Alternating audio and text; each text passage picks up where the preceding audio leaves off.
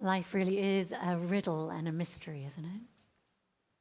And we have just this short time here together on this planet.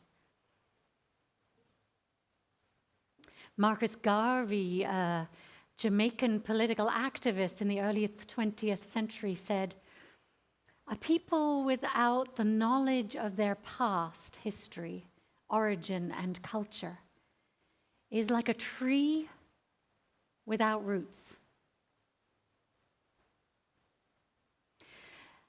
And that's how I felt until February of this year when, as part of my sabbatical, my pilgrimage to wholeness, you may remember, I went on an ancestral healing journey to learn more about my past.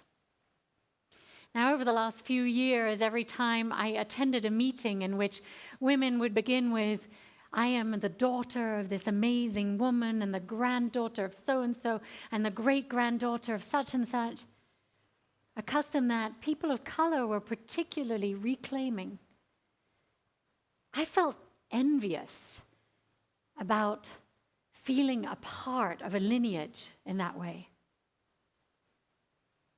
Because I knew next to nothing about my ancestry, and I actually felt really disconnected from my culture of origin. I don't know how many others of you feel a sense of disconnection from your history. Yes, quite a few of you. And my culture of origin is actually 100% German. And last summer, my German mother, who's actually online with us today, hi, mother dearest, she handed me a book called In My Grandfather's Shadow by Angela Findlay, thinking that I might get a lot out of it. And you know how it is when your mother hands you a book, you're like, okay, yeah, I'll read it sometime. But I actually went right ahead and read it, and I'm so glad I did. Because Angela, there's my mother, wave to us, we can see you. Angela is a half German, half English woman who has a German mother and a grandfather who'd been a German general in the Wehrmacht during World War II. So a very complicated past. And as I read about her relationship with her German family, I had so many moments of recognition. And it actually aroused in me an urgent call to learn more about my cultural background. Were there aspects of who I was and of my family and how we interacted that were actually cultural and more generalizable? Would learning about my ancestry help me heal on a deeper level so that I could be of greater service to the world? And like Tim earlier, I wonder if some of you might have similar questions about your own ancestry and where you come from. So though both of my parents were born in Germany and I was raised there for the first 9 years of my life, and German is my mother tongue. Ich habe noch gar nicht Deutsch mit euch gesprochen, aber das können wir auch machen, wenn ihr wollt. I never actually felt connected to that country or its history. And that sense of disconnection from my heritage made me feel like a tree without roots. I felt blown from country to country with no sense of national origin or heritage. Now, in some ways, I actually really love that rootlessness because it allows me to have a more universalist disposition, a sense of itinerant openness to all. But on the other hand, it also made me feel rather lost and rootless. Rather like that carrot earlier, an uprooted carrot rather than a carrot strongly in the ground. So I signed up for a 5-month ancestral healing program with a man by the name of Thomas Hübel, who's an expert on culture, trauma, and healing, and he's Austrian and an expert on German culture in particular. But hundreds of people from all over the world who felt disconnected from their roots due to genocide, war, trauma, immigration, or relocation were taking this course with me. There were people from Cambodia, Rwanda, Tibet, and Vietnam. People from China, from Russia, from South America and India. Really from all over the world, with stories of migration, exile, genocide, and lost heritages. And it was eye-opening to realize how many countries in the world were traumatized in some way by a history of racism, war, colonization, and othering. That is the soil our fractured world is planted in, my friends. And the reality that continues today. We need only think of what's happening in the Ukraine or the Middle East at this very time to remember that these horrors are not of the past alone. And this ancestral healing course, which went for the 5 months of my sabbatical, actually taught me that we need to learn about and tell the stories of our past to better understand ourselves and one another, and to hopefully build a brighter, more aware future in which we don't continually repeat the past mistakes of our ancestors. In between course sessions, we gathered in Zoom affinity groups with people of our similar heritage. And as you might imagine, there were many Germans participating. And what I discovered was eye-opening, meeting in these German affinity groups. Almost every German in the group, whether they currently lived in Germany or not, felt that sense of separation from their roots. And they talked about the great silence, because their parents and grandparents wouldn't talk about the war or their part in it. Either they were too ashamed or too traumatized, or both. But it was not to be spoken about in families.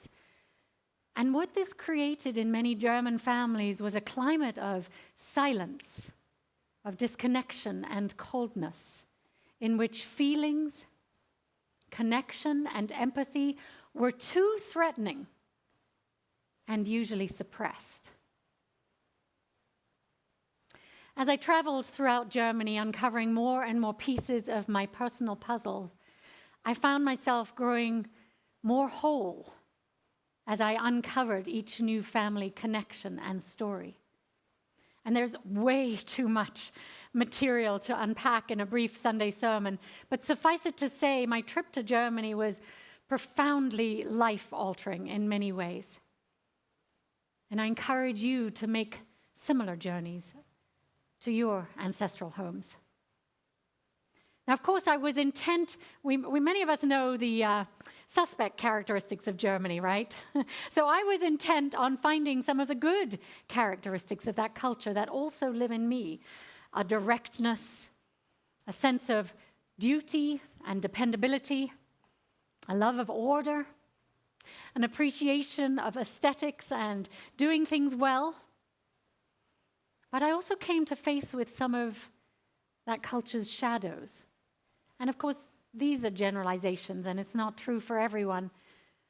But there is a strong love of being right, a propensity to authoritarianism, a tendency to follow societal norms and rules, an emotional disconnection, and often a coldness, a sense of separation from those around you. And as I traveled through Germany during a freezing February, I became aware of the enormous complexity of being the grandchild of a horrific war.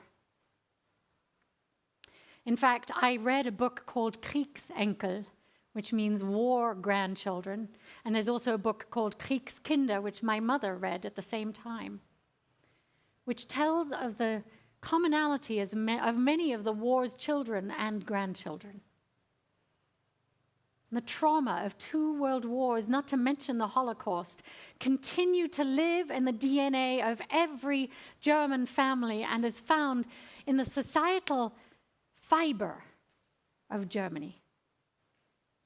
Now, this country, which just decades earlier had been home to some of the greatest writers and philosophers and artists and musicians that the world had known, from Kant to Nietzsche to Marx to Einstein to Hegel and Schleiermacher, from Bach to Beethoven, Brahms and Liszt, Schubert and Wagner, to Goethe and Schiller, among so many others. So much of that creative genius was banned and exiled and killed in the 20th century by 2 world wars, the Holocaust, and the evils of National Socialism.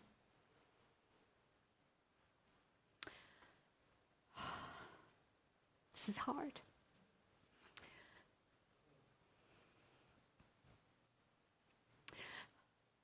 I remember being horrified visiting a university square where banned books had been burned by Nazis.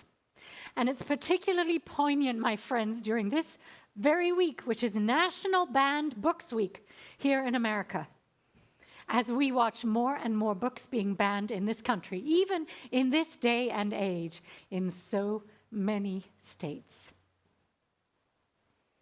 We have to do something about that. We have to collect banned books in our fellowship so that everyone who wants to can read them. Anyway, back to my story. After one beautiful week of traveling with my 85-year-old mother, I continued my travels alone, driving from one reconstructed city to the next.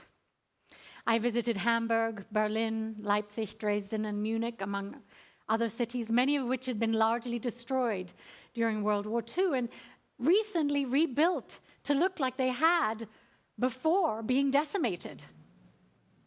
They actually looked like old buildings, like you think they are, the historic buildings, but they were actually only rebuilt recently. And despite their beautiful facades, some of these cities felt like really hollow shells of history, as did the thousands of acres of new growth forest, which replaced ancient forests cut down to provide firewood during the wars. Everywhere I went, the horrifying past lurked just beneath the surface. And going to 2 concentration camps, Buchenwald and Dachau, I felt the stench of evil, hatred, persecution, and death viscerally. I spent many an evening alone in my hotel room in tears, taking in the enormity of the horrors that this country had perpetrated on its own people. There were 44,000 concentration camps in Europe at the height of the Third Reich. Visiting powerful museums throughout Germany explained how National Socialism came to power, and I felt bereft and ashamed and wondered how such horrors came to be among ordinary folk. I thought I had a tissue here, but maybe you can grab one for me, Tim. Thank you. German detective Thomas Will, whose job it is to unearth any remaining Nazi criminals, says in a GQ article called "The Race to Catch the Last Nazis," human beings, we have everything in us. During the war, when a new guard was sent to work in a camp, they might tend to find it strange at first. Many of them were friendly to the prisoners. And then after a little while, they were brutal. Your surroundings change you. Your colleagues change you. Friendly, harmless people can become capable of killing. Isn't that fascinating, he writes, that it can happen to normal people as normal as you and me? And later in that same article, reporter Florian Kleist explains how the Nazis were able to murder so many people in a mere 12 years in power. This genocide, he says, wasn't efficient because of the crazy people at the top. It was efficient because every day thousands of Germans showed up at an office and did their jobs. This is why they got so far, this genocide. It was so ordinary.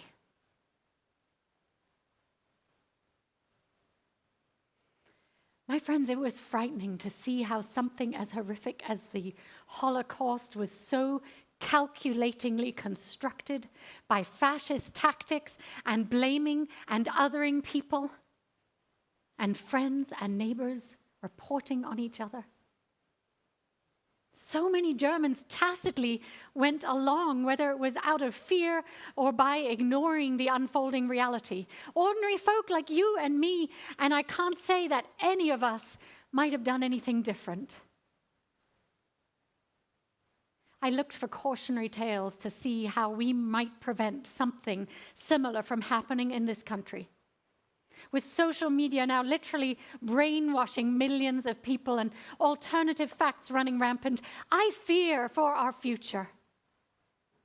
We need to not be silent. We need to keep speaking up with love, as terrifying as it can be sometimes. We need to be a stand for justice and truth when we see distortions of truth and increasing moves towards fascism in our very own country now. Another book that impacted me powerfully during my journey was a book called Learning from the Germans, Race and the Memory of Evil by Susan Neiman. And she shares that former German Chancellor Willy Brandt, when asked whether something like the Holocaust could ever happen again there, paused for a moment and then thought it could. Since the German people are such rule-obeying folk, and we humans have a propensity to forget the lessons of history. My friends, we must learn, and we must not forget the lessons of history. Can I hear an amen? Neiman's book gives a brilliant account of the reparative work that Germans have done, particularly in the last few decades, to acknowledge and make reparations for their past. For example, she shares how Germans have put a gigantic, powerful Holocaust memorial with 2,711 tombstones as giant concrete slabs next to Berlin's iconic Reichstag, listing the names of approximately 3 million Holocaust victims. It's a powerful memorial right in the middle of Germany's capital. And there are also countless museums and monuments that deal powerfully with the horrors of the war in Germany, from which it is hard to emerge unmoved. I was particularly struck by a room in the Jewish Museum in Berlin, which was filled with thousands of brass faces screaming, mouths open. And these brass faces lie on the floor, and you walk across them, and as you walk across them, they make an eerie, hollow, clanking sound. Thousands of faces in this room. I also came across something called Stolpersteine, or stumbling stones in Berlin, which are small brass plaques on the pavement, engraved with the names of Jewish people and other victims of the Nazis who lived in surrounding buildings before they were deported. People have to pay to get these made and install them like cobblestones on the sidewalks, but in doing so, they make reparations, and they provide a daily commitment to remembering the people who lived in the homes nearby. They're a powerful testament that you can walk across and nearby every day. In contrast, Susan Neiman asks us to imagine a monument to the Middle Passage, or the genocide of Native Americans at the center of the Washington Mall. Suppose you could walk down a New York street and step on a reminder that this building was constructed with slave labor. And though this country's past is horrific in different ways from the German legacy, we cannot heal from our ancestral trauma as a nation unless we also face what has happened and make attempts at reparations right here.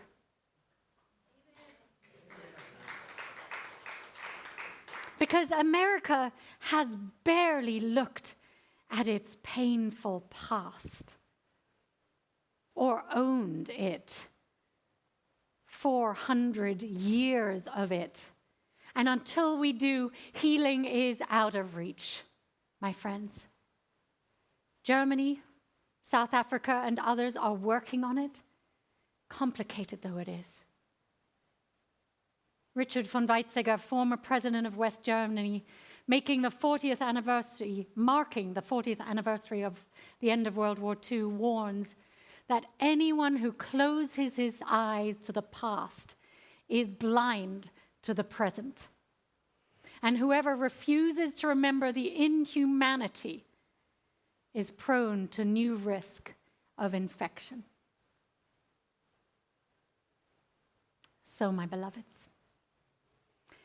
I believe we must face our past and learn about our ancestors, both the good and the bad, so we don't make the same mistakes in the future. We've all likely had heroes and villains in our lineages. Traumas from centuries past lives in our land and within us, and through epigenetics, which is the study of how our genes get passed on, it's passed on through generations. We must be willing to tell the truth about what happened rather than whitewash, ignore, or suppress it. Only by facing the truth and searching in our hearts what we need to do to make amends can we truly begin to heal. And when we face our past and become more aware of our heritage, we begin to understand ourselves and others better. And we can seek to create more peace on this earth and more connection. We become more aware of our own propensity to do both good and harm. We get to question what we would have done in the circumstances that our ancestors faced. And we get to make amends. Because only when we begin to make amends can we start to heal as individuals and as nations.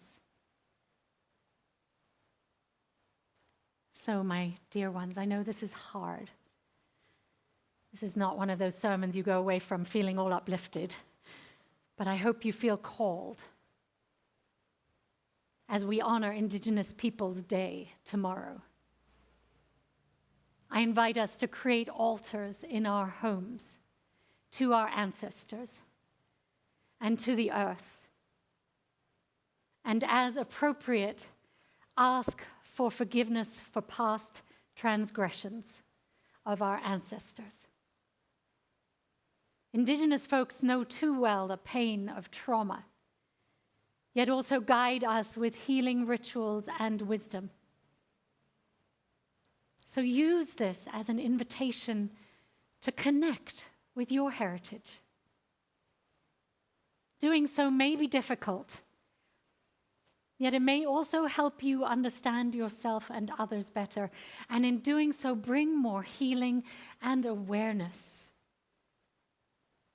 in this difficult time.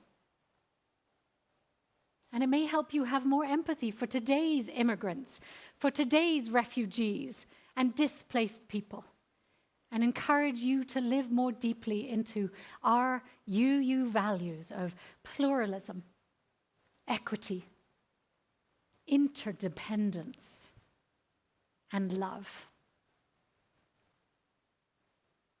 In closing, I want to invite us into the spirit of prayer, because I'm imagining, may have been challenging for many of us. So if you're willing, please close your eyes if you feel comfortable and take a few deep breaths with me.